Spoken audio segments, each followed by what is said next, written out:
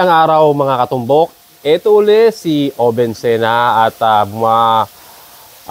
pag-usapan ulit natin yung ating J-Flower cues na aming binebenta. So, may mga nagsasabi na ang mga aming binebentang cues na carbon fiber is kulay itim po yung dulo. Opo, tama po, kulay itim.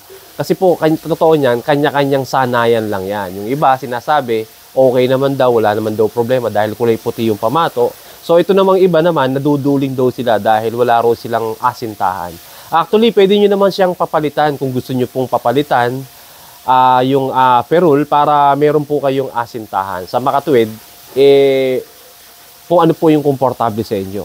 So sa susunod naman na darating naming mga shipment, lahat ay magkakaroon na po kami ng white ferrule. Ulit-ulit, kung may mga katanungan po kayo, mag-message lang kayo kay Oben Sena sa akin.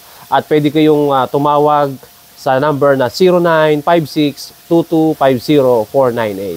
Bye-bye! Thank you!